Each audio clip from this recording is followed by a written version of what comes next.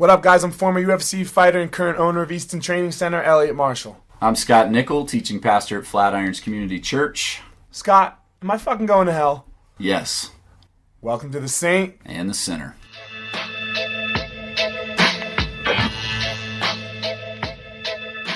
All right, everybody, welcome back to Saint and the Sinner. I am fresh off of vacation. I'm sporting my Elliot tank top today. Hell yeah, no. More importantly, Scott's back from vacation, and we have worked out before the podcast, and Elliot pulled off the first W. A one-rep victory. A one-rep W. Well, the last time we worked out, you beat me by 1 second. Yeah, that's true. So, man, I am just, He's happy. I am a happy man right now. Yep. I got this tank top because I wanted to look as much like I was in a Saved by the Bell episode this morning as possible down in Destin, Florida, at one of their many fine establishments. And you always wear a tank top. You're not today, though, in the podcast. So this is my podcast tank top. Wanna know why? Because of your back hair removal? Yeah, man. Yeah, is it getting irritated? No. I either have to put sunscreen on the daily, like throughout the day, all the time, or I got so like I can go to the pool and do whatever, but I have to constantly be applying sunscreen. So I'm not gonna carry sunscreen. Is that all turning out okay? Everything's okay with the back and everything? Yeah, I'm good so far. No problems? Okay. No side effects yet. Okay, good. So I got back last night. You're gonna die because you worked so hard beating me in that workout. That was rough, man. You're coughing. So I got back last night from vacation. We took a week off, all that good stuff, and I went totally dark. Mm-hmm. Like I didn't watch TV. I didn't turn on the TV one time. Until the end of vacation, we had to drive up to Alabama for a wedding. I think I turned on the TV for a little bit up there, but I didn't watch any news. I didn't get on the internet. I didn't even take my computer with me. It was awesome. Wow. So I never do that. Yeah, I read a bunch of books. I read 3 books. I read most of this book on the way home called "Dad Is Fat" by Jim Gaffigan. You know who he is? Not a clue. So he's a comedian. He's really funny. He lives in downtown New York, Manhattan, in a 2-bedroom apartment with him and his 5 kids. Oh, shit. And he's funny, man. You would love him because all he talks about is his kids all the time. Sure. So that's his whole book is just crazy, funny stories about his kids. And so I'm in the plane, like, just laughing. And finally the dude next to me, he's like 20. He's like, I got to get that book and read it. I was like, you didn't get it. He's like, what do you mean? I'm like, it's about a guy with 5 kids. He's like, it's only funny to us. He's like, it'll be funny. I'm like, no, not near as funny as it is for me. So... yeah, I read a bunch of books and I read a boxing book. I read a book called Act of War, which is just like a kind of cheesy, John Grisham type book. Sure. So I read a book called Sloppy Seconds once. Really? Yeah, and it's exactly what you thought I think it is. Really? And Renee, I was just laughing on the plane, listening to these stories, and Renee's like, "What's so funny?" And I'm like, I cannot tell you. No, this is hilarious. And like she read some of it, but she did not find it as funny as I did. Yeah, it's all about perspective. She found it embarrassing for both people, and I found it hilarious. I found it hilarious. If any of you want to, we might lose our audience if I tell the actual story. But if any of you want it, hit me up on Facebook or just go read the book yourself. Post podcast story. So a lot of things happen in the world apparently. Yeah, like man. you were almost a little bit agitated to me this morning that I was unaware of some of these. Unaware of anything. You did no preparation for our current events talk. Nope. Come on, man. I planned on talking about my vacation. That was it. I was just so you guys are all ready. I have been doing 2 weeks of Bible study. Bible bullshit study. And Scott texted me on Saturday and was like, let's do this instead. And I was like, dude, I am prepared for class and you're going to postpone on me. Yeah. Well, you need time to catch up. Like, I went to college for it. I've been doing this for a long time. I'm giving you extra time. Oh, I have 2 sentences I have a paragraph that's just going to destroy you. And, I mean, I'm sure you'll get around it somehow next week. But, we'll crafty. See. You're crafty like that. That's what they teach you in college, not the actual... truth. They teach you how to deal with this, the facts of the matter. Your mathematics degree came in handy this morning. It's the first time I've seen that really come in handy. The math. Yeah, counting our reps. Yeah, it's easy. Not for me, it's not. What's that? Not for me. You have to find whole numbers when you count reps. Yeah. Like you have to find the 6 and the 4, so that it's going to add to 10. Yeah. Right? And then 3 and 2 is 5. So you just add them. Now but you lost me at that point. Man. You've taken 2 steps. No wonder this religion thing works for you. So a couple big things happened. Sure. One is Tony Stewart killed a dude. Man. On a racetrack. Crazy. And I was talking to Leister this morning about this. What are those cars called that they were driving? Do you guys know? Sprint cars. Yeah. Sprint cars. Well, the messed up part, too, was I just had this in my head, is they were talking about him racing the next day still. He races like as often as he can. Yeah, he races as often as he can. He races like go-karts. Yeah, but so that's basically almost what this was like, a go-kart, a sprint cup thing. And like they were like, yeah, we're wondering if, Tony Stewart kills a man deciding on whether he's going to race tomorrow or not. And it's like, wait a minute, dude. Wait, no, he didn't. You didn't? No. But it's like, wait a minute, what do you mean you're deciding whether you're going to race tomorrow? Leister told me he did. No, he didn't. Oh, no, right. He did. The press release said about the race, business as usual. Ooh, man, he's crazy. He's gotten in trouble all the time. No, man, I read on my Sports Center app. Really? No way. Yeah. So I watched the video. You texted me last night to watch it. Yeah. And so I think it was on Huffington Post or something like that. But it was it was pretty scary, man. This dude. So Tony Stewart kind of puts the guy into the wall, crashes his car, probably rendered his car useless. The race goes on. This guy hops out of his car really quickly and is like walking around the racetrack trying to locate where Tony Stewart is so he can like wave at him, give him the finger, shake his fist, whatever. And a couple cars barely miss him. The way these cars have to turn is they have to bank really hard on this like dirt track, And so of all cars that passes by him and hits him as he banks, it's Tony Stewart that hits him. Guy goes flying through the air and hits the ground and is not moving, probably dead before he hit the ground. And Tony Stewart won't race today at Watkins Glen. Huh. It's weird. There you go. My bad. So I'm used to being right here, guys. Had an attack of the conscience. But it probably makes it worse that Tony Stewart has a long history of like fighting. That's where it gets bad, right? Yeah. Because if you or I were a NASCAR driver, or if Dale Earnhardt Jr. was hit somebody, this wouldn't it would be a story. Yeah. But it wouldn't have the controversy if it weren't Tony Stewart, because Tony Stewart gets in like a fight every other weekend. Yeah. Yeah. With other drivers. And so far, it says that there won't be any criminal investigation. What I learned was the car thing, that you can't see out the side of the Hank car. said that this morning too. Yeah. You can't see out the right side of those cars, and so there's no way he could have even really, judged that distance or tried to hit him intentionally. What are people thinking? Of all the people to hit him, sure, it didn't need to be him. What are people thinking? Why in the world would you get out of a car, no matter how mad you are, on a racetrack? You see it happen in NASCAR sometimes. All the time, right? Especially in the infield. Like if someone gets put into the infield, they'll get out, and they'll fight. One thing, the infield, that's crazy. Yeah. Still, you got cars going a fast rate of speed all on the track. Did you see the video? He's walking the dude down on the track, dude. I'm not walking out on I-25. No, not happening. Not happening. So, and then the other big thing was John Jones and Daniel Cormier, who I'm looking forward to that fight. I think everybody who follows fighting is really looking forward to it. So I'm going to say what Joe Rogan said after this, because he was right on. Yeah, go ahead. Rogan's right a lot.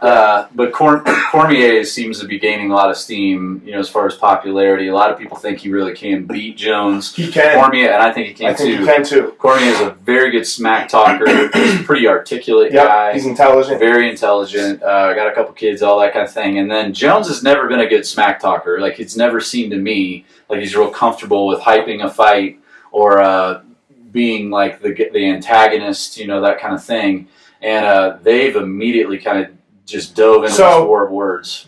Cormier has been going at John Jones for a long time because he wanted to fight. He wanted to fight him. And then the way Cormier ran through Dan Henderson, which we have never seen anybody do, including Anderson Silva, right? Right.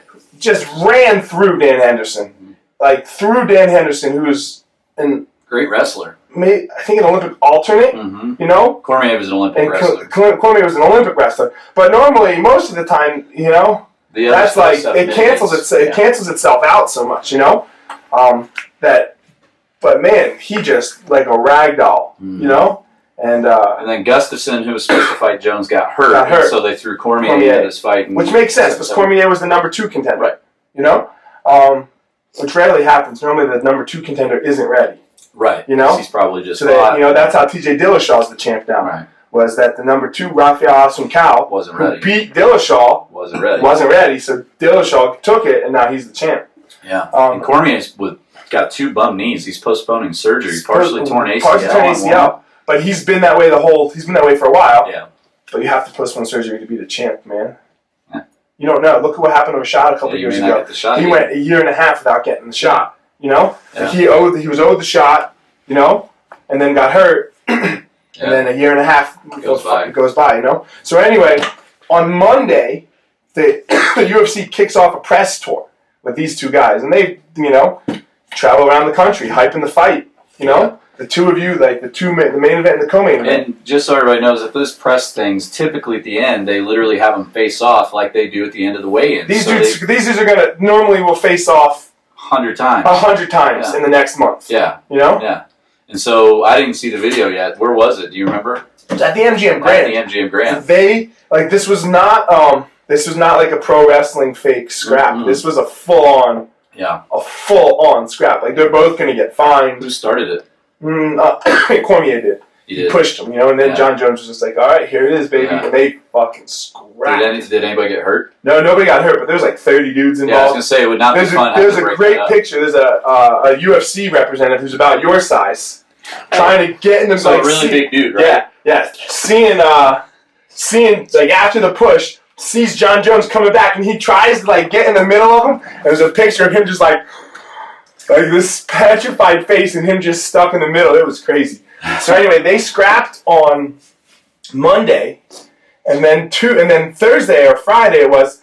This video comes out of them after doing an interview in separate rooms, talking smack like, "I'm gonna spit on you, no, I'm gonna kill you," and then. You know? Jones, like, immediately, I did see this video with you this morning, as soon as he thinks they're off the air, he turns into a different person. Yes. Like, he starts calling him names. He puts his little earpiece back in, go look up, and he goes, "You still there, pussy?" Yeah. Yeah, like, and you know, Cormier calls it out. He's like, "You're the fakest person I've ever seen. Like, you turn it on and you turn it off, you know?" And, you know, a lot of times... you know, these things are kind of hyped up to hype. They do it on purpose to hype a fight. You know, Anderson had some of those face-offs where he started, you know, messing with people and stuff like that. But this is not it. No, this is not it. Daniel Cormier has not liked John Jones since Daniel Cormier was fighting at heavyweight. Right. Daniel Cormier was trying to be the heavyweight champ when Cain Velasquez was not the champ. Right. Yeah, and they're best friends. And then Cain got the belt. So Daniel was like, "All right, I'm going to go down to 205." You know, and get that belt. But since Daniel Cormier was a heavyweight, he's been like not a John Jones fan. They've been going at it, telling John Jones that he's not that good, which I do think is retarded. Yeah, he's great. Yeah, and if he makes it through this cycle, what he's going to have to fight, if he beats Cormier, he's going to have to turn around and fight either Gustafson or Rumble. Anthony Johnson, that'll be next. He's going to destroy Rumble. You think so? Rumble doesn't. Right, he's going to. I mean, it's going to be exciting because it's going to be somebody new. Yeah. You know, he's going to destroy Rumble. He's got too many tools for Anthony Johnson. He's got too many tools. Anthony Johnson doesn't have one tool that's better than him. Maybe power. Yeah. If he gets through Cormier, Gustafson, and probably Anthony Johnson or somebody like that, you have to start making an argument for, is he maybe the second best we've ever seen behind Anderson? If he gets through those three guys. We have to see how he does it. Yeah. He can't decision them all. Yeah. He doesn't decision a lot of folks. He has, though. Yeah, he did with Gustafson. Recently. Yeah, recently. He hasn't finished anybody that's still fighting that is a 205er. Yeah. He hasn't finished anybody since 2011. I saw him finish Rampage here at Pepsi Center. That was the last one. Yeah. Of somebody that's still fighting 205. Right. He finished Vitor. Yeah. Right? But Vitor's in 185er and came up, you know? Mm-hmm. Like, so this is where I get, like, the pound-for-pound argument. Yeah. John Jones front kicked Vitor in the face through one strike the whole fight. It was ninja. I mean, not John Jones, Anderson. You know? Did, yeah. Like, what Anderson, like, you're going to get ahead of Anderson, you have to have... Vitor almost tore Jones' arm off. Yeah. He almost tore it off. To get ahead of Anderson, you're going to have to be spectacular. Yeah. Like, make it look like that guy doesn't even know how to fight. John Jones dominates people. Dominates people and beats them. But the person still looks like they're a good fighter. Yeah. You know? What Anderson does to people, they look like you're fighting your wife. Yeah. You know what I mean? Like what was wrong with that? So much that was trouble good, now. Right? It was a good example. My wife would kick my So what were you going to say about Rogan? What did he say? So Rogan was like, look, I don't like this for the sport. Yeah. Like, for the sport, this is no good. Because it's on ESPN, and you know what I mean? But damn, do I want to watch that fight more now? Pipe's a fight. You know? And those two are pretty mainstream, especially Jones. And so, I mean, he's got big endorsements. DC's as much, but he's on the Fox crew. That's true. He's on the after show all the time. Yeah, that's true. You know? And Jones has big endorsements.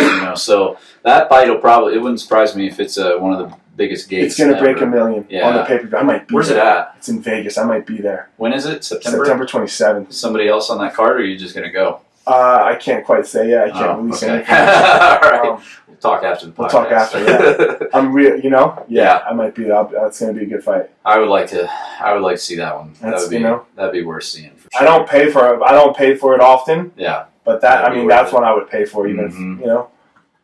So I wanted to get your thoughts Okay. on vacation. Okay. All right, because here's the thing. I have a strategy behind the way that me and my wife vacation. And I mentioned before, if our kids are there, it's not a vacation, it's a trip. If they're not there, we call that a vacation. All right. And so we did our vacation. We were gone for like 4 or 5 days down to the beach, and then we drove up to Alabama, which is a whole other story, for a family wedding, which was kind of cool. We got to see the wedding reception, not the reception, the rehearsal dinner was in Auburn's basketball arena. Oh, that's cool. Which is brand new, which is kind of cool. Sure. It only seats like 9,000 people. Of course, I come from Kentucky. Rupp Arena seats 24. And so it looked like a high school gym, but a really nice one, So that was kind of cool. And they did their slideshow up on the Jumbotron and everything. The dude that my cousin's married was a trainer for Auburn. So, he had the in there. Sure. So we did all that. But anyway, on vacation, day one. So we're back in the South. Now, I'm from the South. It's just been a while, okay? So it took a while to reacclimate to the South. So there are a few things that stood out. One was I couldn't understand certain people at certain times. Like we had a waitress at this place called Pompano Joe's on the beach, seafood place, who she said a few things to us like, I had to go, I'm sorry, what? And I'm like, I'm from the South. I should understand you. And she was saying, can I get y'all some waters while you look over the menu? But I didn't understand what she was saying. She said, water. She said, can I get y'all some waters? I'm like, what? She's like, some waters. Y'all want some waters?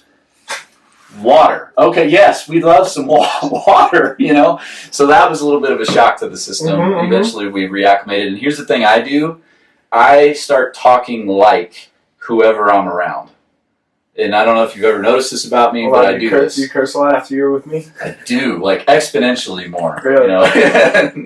No, I'll talk in the same way. Okay. If that makes sense. Sure. I'll start like by the end of the week, my Southern accent was I was there, man.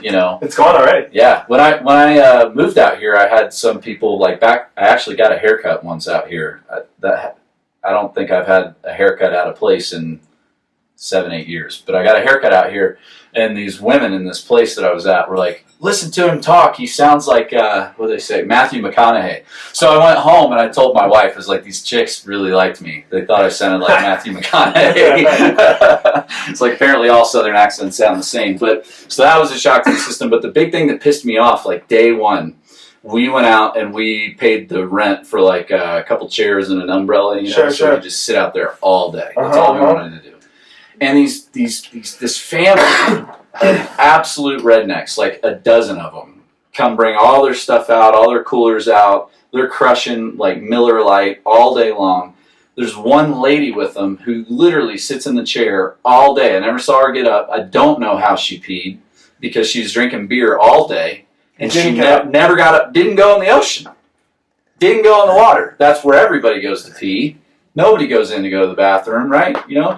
You pee in the ocean, don't you? When you're in the ocean? I have a little bit of trouble. I have sometimes I can't. If I'm rocking back and forth, I can't get the flow going, man. It's really annoying. It stops. If a big wave hits you, it stops midstream. Yeah, man. It sucks, right?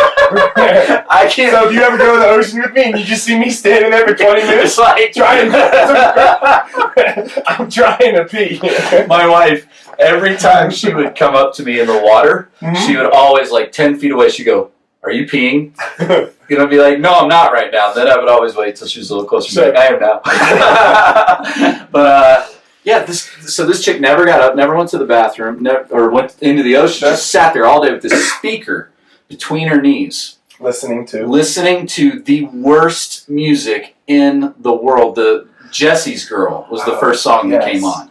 Jesse's Girl, loud, really loud. So I'm like, I don't mind if you want to play music at the beach a little bit. That's okay, you know. But I'm trying to hear the ocean, read a book, like relax, and you're playing Jesse's Girl, you know. Like a guy down the way later was playing like Jack Johnson. I'm like, that's perfect for the beach. I can listen to Jack Johnson all day at the beach, you know. But I don't want to listen to Jesse's Girl, and I don't want to listen to Bon Jovi Living on a Prayer at the beach. Because that gets stuck in your head, and you can't get rid of it the rest of the day. Halfway there.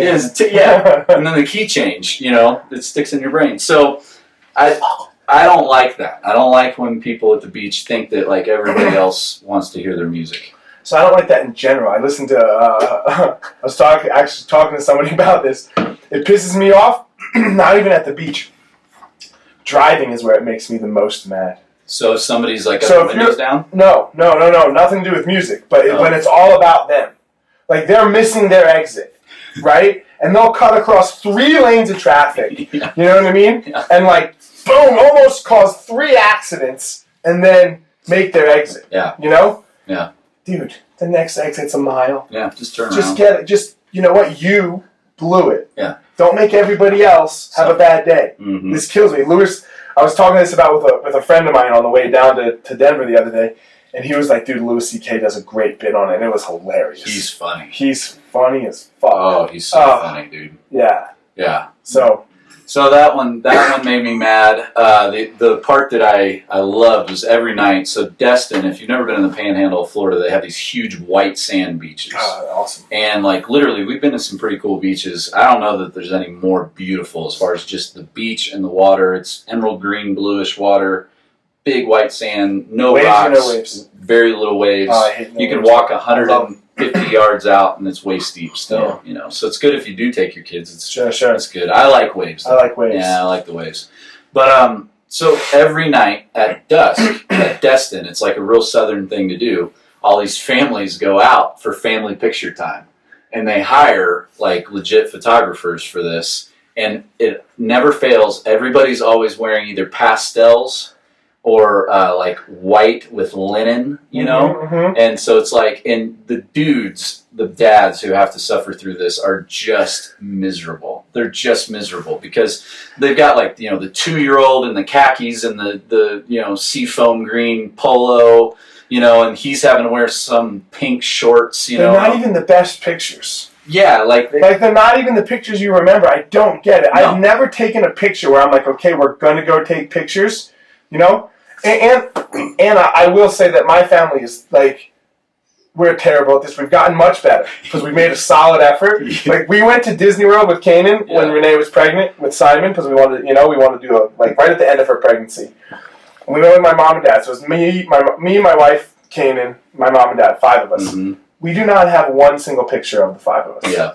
Yeah. You know what I mean? So I get it, that it is nice. But I just don't like the dress-up thing. Oh, it's it terrible. just pisses me off. I will tell you, so Hank's wife, Mary, is an awesome photographer, and she's done family pictures for us a few times. Is she really good? Oh, she's phenomenal.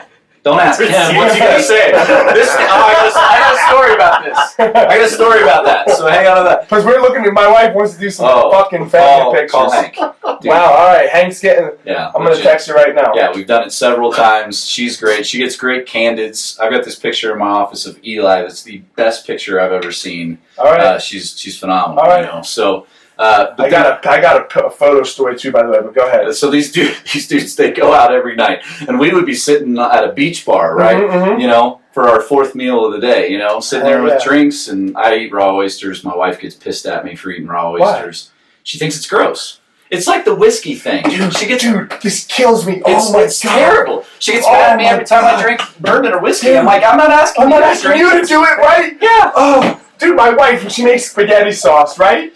She can't not put a green vegetable in it, right? Yeah. So she put fucking zucchini in this shit one time, and I don't like zucchini that much. And I'm like, what are you doing? She's like, we need to eat vegetables. I'm like, so I'll make a fucking salad, you know?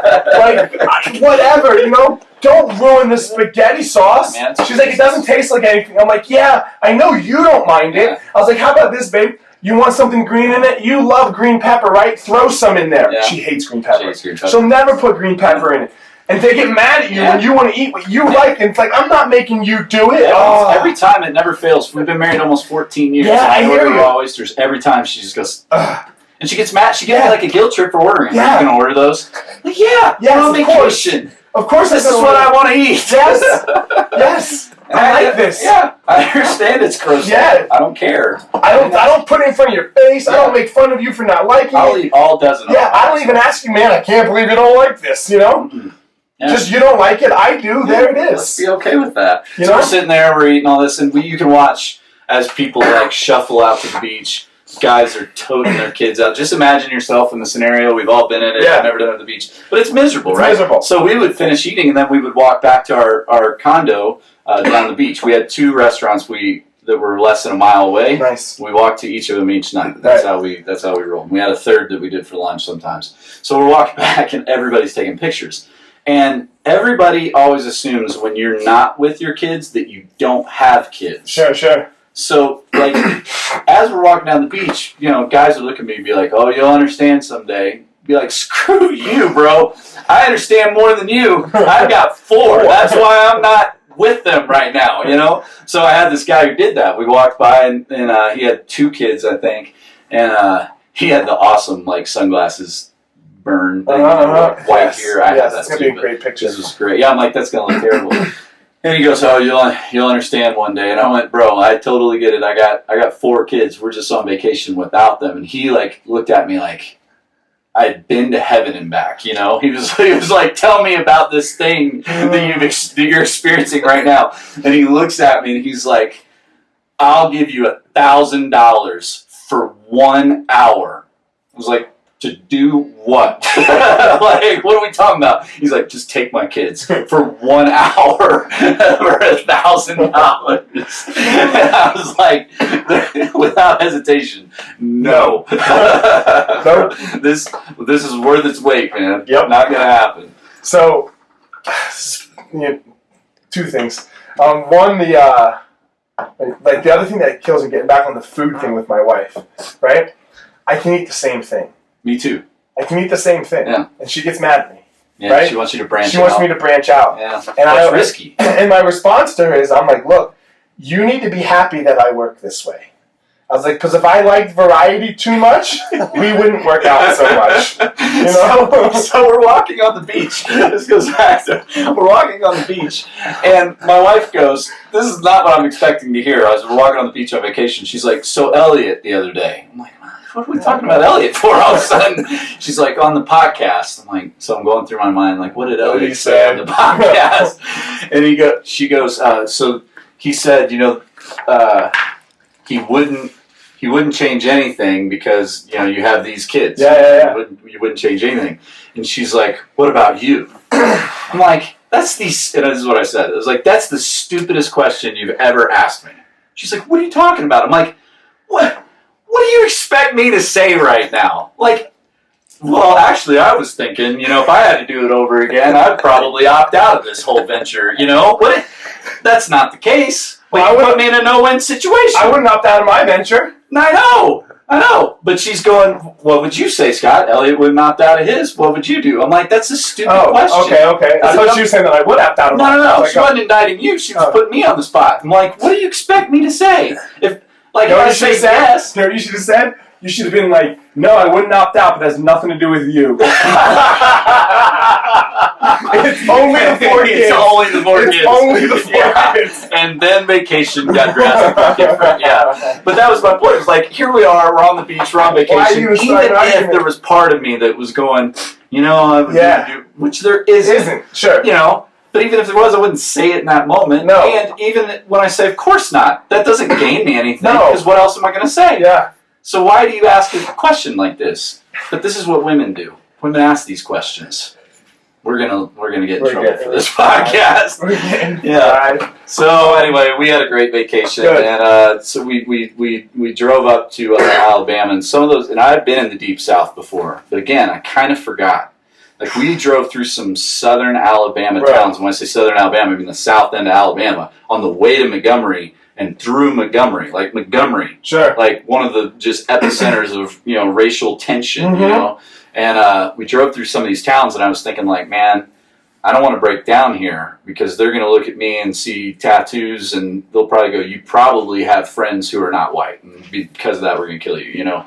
Like, there were some scary towns. The one town was, it's on the same road. We passed First Church of Christ, then, like, whatever the name of the town was, Edna Church of Christ, and then the third one was, like, Church of Christ. You know, it's like the third Church of Christ within 3 miles, you know?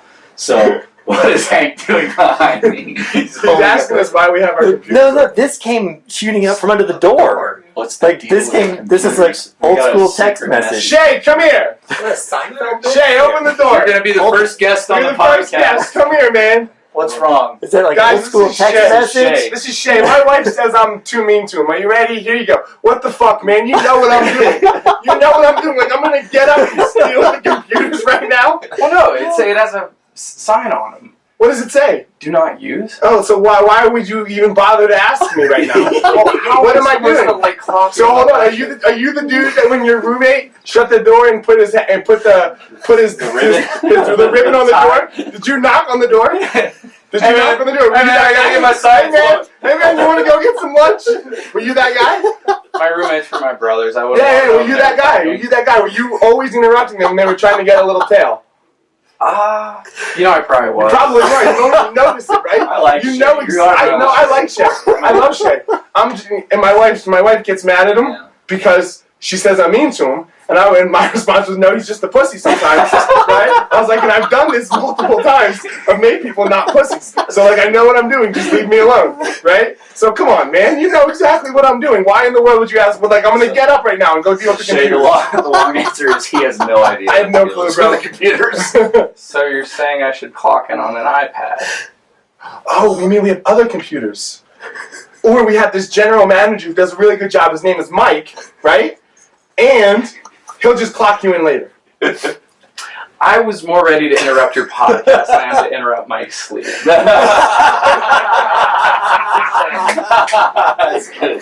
And that being said, Shay's gonna beat me up pretty soon, so I have to give him. I gotta give him this banter while I can still win. He's gonna, like, I caught Scott today. He's gonna catch me someday. In CrossFit? What's that? In CrossFit? Yeah, he's gonna beat me up. Yeah, He's gonna beat me up. Thank you, sir. Our guy, like, if you can't make your students better than you, then you're a bad teacher. Yeah. You need to go somewhere else. Like, how old are you? 25. 25. If I can't make a 25-year-old kid better than me, because I'm 10 years older than him, so that when he's 30 and I'm 40, he's not whooping my butt, then, man, you should quit. Yeah. All right, Shay, bye. Thanks. See you, Shay. Good to see you. Thanks, man. So, yeah, the Deep South was a little bit scary. So that was awesome. First guest. Yes. First guest, Shay. I never would have called that it would have been Shay, the first guest on the podcast. Neither did I. I have a Deep South story. So Nick Klein is the best of all Easton produced black belts. You know, I would say you probably are the best student. So I went down to help him do a super fight match.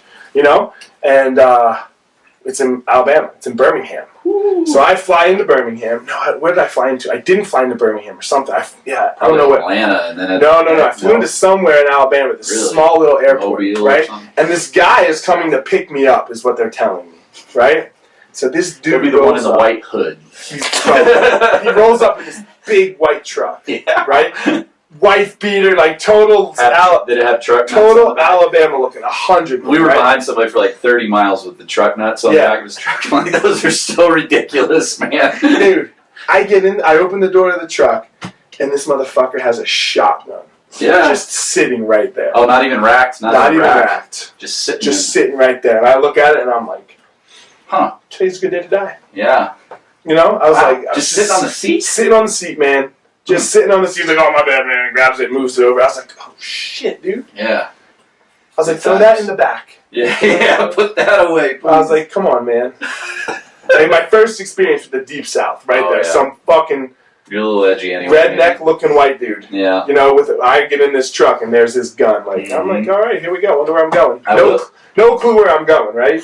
Could have taken me anywhere. Could have taken me anywhere. Thrown you off a bridge. Well, he would have had to. So he would have had to go into the bathroom or something. Yeah. Because he would have had to go into the bathroom with the gun. Yeah. Because I would put the odds. The odds are always in the favor of the guy who can fight better if it's within 16 feet. Sure. You know? Yeah, we had that discussion a couple weeks ago. I will give the South a little bit of credit. Hank brought this up because he was in North Carolina not that long ago. The Southern hospitality thing is real, and that the funny thing is, people are just more conversational. This is what it is. Interesting. This is what it is. So my friend grew up in New Orleans, you know, so he's lived in the South, you know, in a segregated almost South for a while, right? The South, he explained it really well. So the North, right? The North is like when it comes to like rich people, poor people, right? The North is like, I want you to have all the same rights as me. I want you to be just like me, but don't live near me. Live over there. I'm going to have my neighborhood. In the North? Yeah, in the north of the country. Yeah. I'm going to have my rich neighborhood, and you don't even come near it. Yeah, that's how you have all these neighborhood-centric areas. The South, they don't give a fuck. The South, you can live right next to them. Right. But don't think you're going to be like me.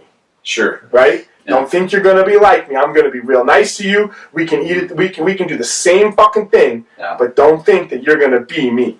Yeah, it's interesting. But that makes them be nicer to each other. Yeah, you see this dynamic where they're very used to being around each other, you know, and I had to recall it almost, you know, because my high school was 40% African American, you know, so one of the big shocks to the system moving out here was like, where are all the black people? Where are they, you know? I got asked so much if I was on the football team out here, and I'm like, because they're like, are you on the football team or do you live in Willville? Because all the athletes live in Willville at CU, right? And it's like, no and no, you know? Yeah. And like, I came out, the first time I came out with my dad, you know, because my dad's black, we were looking at the same thing. And then all of a sudden, all these black dudes just got off the bus, you know? And I was like, oh, Dad, look, the black people are just smarter out here. They don't walk everywhere. They use the public transportation. They're smarter than the white people. Yeah, so there's an edge to it, though.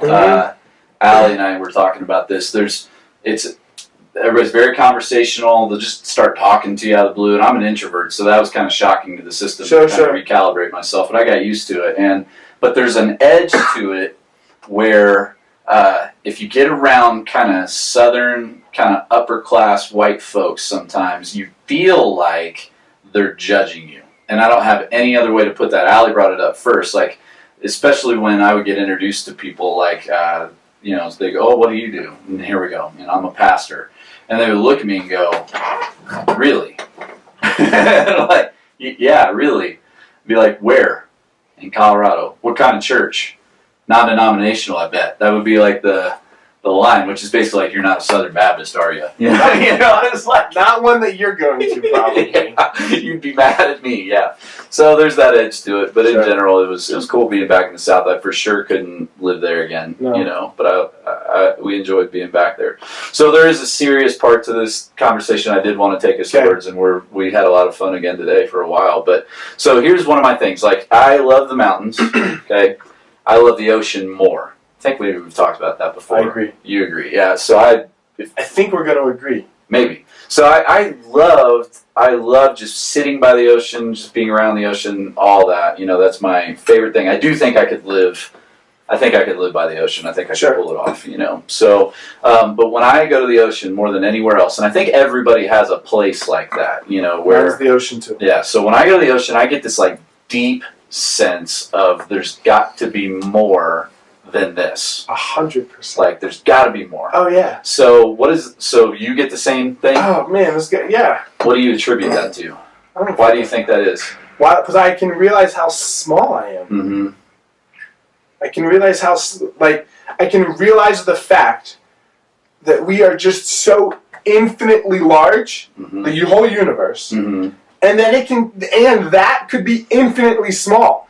We could literally be a raindrop in something else's universe, and these are just the facts, right? So of course there's something larger than us. Yeah. So it's so cool. So do you walk away from that feeling insignificant or more significant, or does that even cross your mind? Insignificant. So, but I don't care. That doesn't depress you. It doesn't depress me. I feel I know that no matter what happens to me today, the universe goes on, and it doesn't care. Yeah, it doesn't care. It doesn't care at all. So I get this sense of like. So we had you don't know we had a terrible tragedy last week. I saw you posted something about going to a funeral today. What's it? Yeah, man. One of our students He killed himself Really? last weekend. And then I felt terrible. I mean, and to make it even worse, one of my instructors, who I'm pretty close with, it was one of his best friends. And he found out on Monday, and then 2 hours later, he found out his mom died. Oh, man. So he had, like, the worst day ever. Yeah. You know what I mean? Like, just awful. So our community got really hit hard, especially in Denver, because he was a Denver student. You know? And, like, people saw, you know, I put a little blurb on Facebook that was just like, guys, be happy. You know? Like, be happy and be aware that you are allowed to have problems. Like, I've had problems, and I went through some of my problems, but I'm not going to go through the whole thing. Sure. You know? But on a larger scale, the universe doesn't care. It doesn't. You know, we're all going to die, and the universe is not going to care. You know. So but that doesn't lead you to a place of like not caring. No. I try to care for people as much as possible. Yeah. You know, I try to be as good to people as I can. I try to help people as much as I can. I try to influence people as much as I can. I try to get influenced as much as I can. I try to educate myself. I try to read and learn, and you know. Yeah. No, it doesn't take me to a place of not caring. It's because I care about people. Right. Yeah. It kind of does both for me. So I get that overwhelming sense of how small I am. Sure. The ocean just does that. Like, you know, Gulf of Mexico, really small part of the ocean, really just a little bay. Sure. You know, but feels so big, you know. When it moves you. Yeah. When you're in the ocean and it actually physically moves you and you're like, wait a minute. Yeah. You know? So and it then does, the sound, it does both. It just makes me feel small, you know, insignificant, and at the same time, it leads me to this place of why do we have like self-awareness? You know, why do we, you know, you don't see animals recreating on the beach, but we do. You know, what is it about us that we've been, I would say, blessed, you know, endowed with, you know, this self-awareness and this ability to even look out and reflect and go, look at this, because no other animal can do that, you know, and be in awe of anything. Yeah, you know? and I love the word blessed, and I hate it that only religious people use it, because I feel like I'm blessed. I'm not blessed by God. I'm blessed by the universe. You're blessed by the universe? I don't know, I'm blessed by whatever it is. I've lived a very blessed life. Yeah. You know? That has nothing to do with, in my opinion, with a God, and I think everyone should be able to use, you know? Like, well, I think it implies something. Blessing. Yeah. You know? Yeah.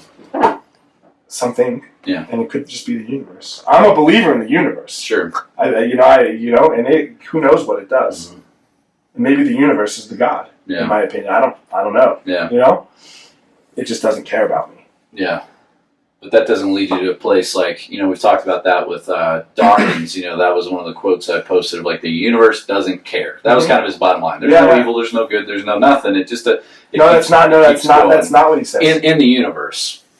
In the universe, there's not. Okay. Right. That was basically what his quote was. So that kind of sends him down a path, and you and I have kind of agreed about him. He can get pretty nasty and pretty like... And I agree with him, though. I still agree with him, but he's very harsh about it. He's very harsh about it. He also tends to head in a direction that seems different than Sam Harris, where he's... No, they head in the same direction. It seems different to me, because Dawkins doesn't want to seem to even care about accounting for morality, but Harris does. That would be the difference. Harris likes to think about morality. Yeah, Dawkins and Dawkins doesn't pay attention to morality as much, but you know what I mean? It doesn't really matter. He thinks it's going to work itself out. Yeah.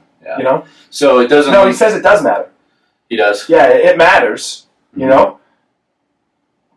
But he says there's no God. Yeah, you can't get justification for it from the universe. Yeah, okay.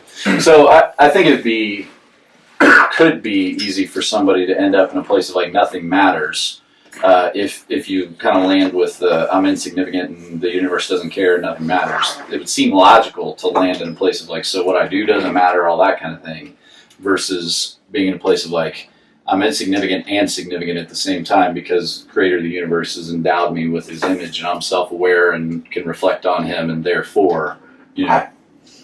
I don't mean to call you a narcissist, but it's the most narcissist viewpoint in the world. That the creator of the universe actually cares about you. Yeah. Are you kidding me? Yeah. He did it 14 billion years ago. He cares about you personally? Well, if I was... Hank? Yeah. And Jay? Yeah, everybody. Especially Hank. But not me. He does care about you. We keep coming back to that. Yeah. No, he doesn't. He's going to let me burn in hell. But you don't have to. No, he's gonna let me though. Well, we should get into that one. You know, he's gonna let me. But he's on a day in history. You know, did everything for you so you don't have to. You know, and he sacrificed some blood. So you guys are into a blood religion. That's true. You are in a blood. Yes, that's true. I like you even more because most of your people go, no, we're not a blood sacrifice religion, and you are. Well, yeah, of course. Yeah, the blood of Jesus is pretty simple. one was big enough though. Yeah. Right. We'll get into that in the next one. We'll get into that in the next one. You're like chomping at the bit. I am itching, man. I came so prepared for class. I'm happy that I've led you to place for your Bible. I didn't read any more of the Bible. Don't worry. You didn't go to the actual source to criticize it. No, because I might as well read the Easter Bunny. Just read the Easter Bunny. You know? Oh man. All right. What was this? Podcast 11 or something I don't know what like it that. is. Yeah. Are we done? Yeah, I think so. What time is it? It's late, man. We started late, right? Yeah, a little bit because you had to break into the office for a while again. I had to break into the... and the key was right there. It was. It was right there. Yeah. But it's normally not right there, so I didn't even look at it. You were flustered from your 1-rep victory. I was happy. You went all out today. I was happy. And then Leaster trying to say that he beat me. Well, Leaster, man, he always feels a little feisty. That's Leaster. But he challenged me today. Yeah. So I hate it because... Hey, just so you know, I'm not taking him up on that challenge. What challenge? Leaster challenged me to don't do that. jiu-jitsu. He's going to fuck So Leaster Bowling, trains a lot of these fighters. He's the wrestling coach, and he is a really good wrestler. Has been for a long, long time, and he grapples with you guys sometimes. I know he's rolled around with a lot of you. He's guys. he's a monster wrestler. So he's a 3-stripe white belt like me. But not like me. That's two totally different things. So he's like, "Oh, Scott, you're a 3-stripe white belt. So am I. We should get it on and see whose system is better or whatever." Because I know my system's better, so I don't need to challenge this. If you want to come to Denver and look at all the trophies, and you can look at all the trophies out there, and we've given other schools plenty of time to catch up to get good as well, and nobody has. Nobody's won a single tournament in Colorado other than Eastern Brazilian Jiu-Jitsu. I can't imagine why, I'm going to say it, why anybody who truly wants to get good at jiu-jitsu goes anywhere else. I can see if you want to do it as a hobby. If you just want to do it for fun, right? If you just want to do it for fun, I get it. It's great exercise. You want to learn jiu-jitsu. It's 5 miles from your house or 10, it's right next to and we're 20 miles. But if you truly want to get good, there's only been one school, one, from 1999 till now, that's produced more than one Pan American Game champion that's been able to medal at a big tournament. It's only us. So there's the commercial for Easton. Only us. I'm just telling you. No. Busy. I got you though, bro. I'm loyal. I'm with you. Look, Ryan, I'm with you. Busy early in this fucking country because I'm all brought you here. So there's that. Okay. And 2, if you really want to get good, it doesn't make sense to me. If you really want to get good at something, where do you go? So, but back to the point. Yeah. Leaster challenged me, and I'm not going to take Don't take him up my head off. Because Leaster's not. And I don't want to start standing. Leaster beats purple belts. Sure. Leaster smashes purple belts sometimes. Yeah. Because he can squeeze the head. Yeah, like Shane finished me once. Yeah. Shane finished me in a move that I should never get finished by, and I was just from a squeeze. Like Shane Carwin, I was looking at him all in this, and I'm like, I'm in trouble, and he goes, "You're gonna have to." And I was like, yes. Carwin's huge. Carwin's a monster. You know what I mean? And Leaster, I'm not putting Leaster on that level, but compared for you, man. I don't part of that. No. And I'm not young and dumb enough to fall into that trap. Leaster makes me mad though because we're all very competitive, right? And I don't like to make the CrossFit room very competitive, right. You know what I mean? Because I like to keep it friendly. Yeah. And then he walks up to me today and he's like, "I beat you." Yeah. And I'm like, "What?" I was like, "You use 95 pounds less, 50 pounds less than me, bro." I was like, "You didn't beat me." Doesn't count. I was like, "What? You can take all the weight off the bar." Yeah. I got mad. So. All right. There's my Easton commercial. Sorry, everybody else. I hope you don't get too mad. Man, God, I speak the truth, man. I speak the truth. All right. Good work today, everybody. All right, guys. Good to see you. Hold on. Bible, history, next week, and authenticity next week. Next week.